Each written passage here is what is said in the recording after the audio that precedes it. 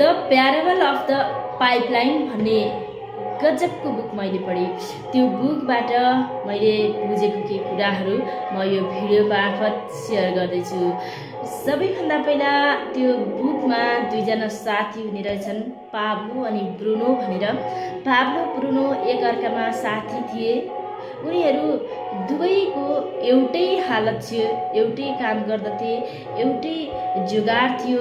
उनीहरूको जीवन त्यो पानी बोकेर, खोलाको पानी गाउँसम्म ल्याएर बाल्टीमा बोकेर जीवन त्यसरी धान्ने, त्यसरी गुजारा गर्ने गर्दथे। तर ती दुवै साथी भए पनि, काम एउटै गरे पनि ती दुवैको सोच चाहिँ फरक थियो। पाब्लो अनि ब्रुनोको सोच के थियो भन्दाखेरि तत्काल ऊ चाहिँ काम गरे बापत पैसा चाहन्थ्यो, तत्काल पैसा चाहन्थ्यो, तत्काल काम गरे बापत, तत्कालै काम गरे बापत पैसा चाहन्थ्यो भने पाब्लो चाहिँ दीर्घकालीन सोच राख्थ्यो। उसले चाहिँ दीर्घकालीन भविष्य चाहिँ सुनिश्चित गर्दथ्यो। उसले दीर्घकालीन सोच राख्थ्यो पाब्लोले। त एक दिन पाब्लोले एउटा आइडिया निकाल्यो। हामीले यसरी दिनहुँ पानी बोकेर बाल्टीमा पानी ल्याएर यसरी दिनहुँ कार्य गर्नुभन्दा हामी पाइपलाइन नै बिछाएर किन भविष्य सुनिश्चित नगर्ने त, भविष्य किन हामीले सुनिश्चित नबनाउने त भनेर चाहिँ उसले एउटा सोच निकाल्यो र ब्रुनोको अगाडि त्यो कुरा सेयर गर्यो। तर ब्रुनोलाई त्यो कुरा पटक्कै मन परेन, किनकि ऊ चाहन्थ्यो तत्काल पैसा आउने कामहरू गर्न चाहन्थ्यो।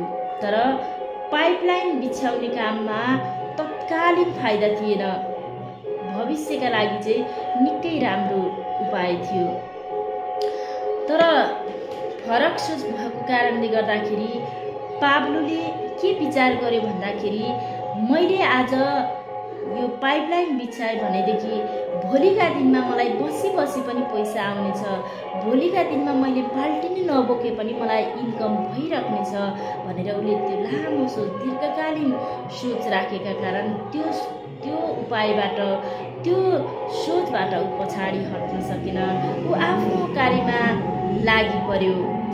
ब्रुनोले साथ नदिए पनि उसले कार्य गर्न छाडेन। दिनभरि उसको रोजीरोटीका लागि बाल्टी बोक्ने त काम छँदै नै थियो। उसले रातमा पाइपलाइन बिछाउने काम पनि सुरु गर्यो। सुरुमा निकै गाह्रो भयो पाब्लोलाई, निकै कठिन भयो, निकै धौधौ भयो।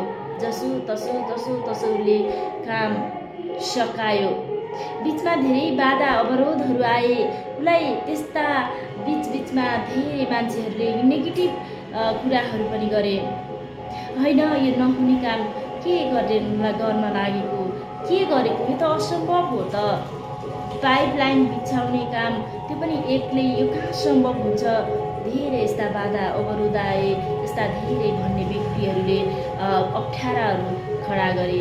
तर पनि उसले भविष्य देखिसकेको थियो, त्यसकारण ऊ कहिले कुनै कदममा पनि डगमगाएन, कति पनि पछाडि हटेन। आफ्नो कार्यमा ऊ लागिरह्यो। त्यसपछि एक दिन ऊ पाइपलाइन बिछाउन सफल भयो। त्यसपछि पानी, त्यो खोलाको पानी गाउँमा नै सरर आउन थाल्यो। अनि उसले अब काम गर्दै नगर्दा पनि उसको इन्कम आइरह्यो। उसले काम गर्दा नगर्दा पनि इन्कम आइराख्न थाल्यो। उसको जुन त्यो पहिला उसले जति मेहनत गरेको थियो, अब उसलाई सुखका दिनहरू, राम्रा दिनहरूको सुरुवात भयो। ऊ एकदम आफ्नो जीवनप्रति एकदम सुखी छ, आनन्दित छ भने उता ब्रुनो भने दिनभरि त्यही बाल्टी बोक्ने, गुजारा गर्ने र आफ्नो रोजीरोटी तयार गर्ने। यानि कि कुनै बेलामा ऊ थकित भएको अवस्थामा उसको काम पनि, जब उसको काम रोकिन्थ्यो, ऊ थकित हुन्थ्यो, काम रोकिन्थ्यो भनेपछि उसको पैसा पनि रोकिन्थ्यो, आउँदैन थियो है। त्यसैले हामीले भनाइको अर्थ के हो भने आजको जुन हाम्रो निर्णय हुन्छ त्यसले भोलिको तपाईँको भविष्य त्यसले चाहिँ के गर्दछ त भन्दाखेरि निर्धारित गर्ने काम गर्दछ। त्यसै कारण हामी आज क्षणिक खुसीमा मात्रै नरमाउँ, क्षणिक सजिलोको फाइदामा मात्रै पछाडि नदौड्यौँ। त्यसको भोलिको जुगाडको लागि आज तपाईँले के गर्नुभयो भने आजको निर्णय, आजको डिसिजन, आजको सोचले अगाडि बढ्नुभयो भने, कार्य गर्नुभयो भने तपाईँलाई भोलिका दिन एकदमै सहज अनि सरल सहज हुनेछ, एकदमै सान्दर्भिक हुनेछ भन्ने सन्दर्भमा यो प्रसङ्ग पक्कै पनि द प्यारेबल अफ द पाइपलाइन भन्ने बुकबाट मैले चाहिँ बुझेको कुरा एकदमै गजबको लाग्यो। त्यो कुराहरू मैले यो भिडियो मार्फत सेयर गरेँ। हुन्छ फेरि पनि यस्तै रोचक भिडियोका साथ फेरि पनि तपाईँ हाम्रो भेट हुने नै छ। तबसम्मको लागि मलाई बिदा दिनुहोस्। धन्यवाद।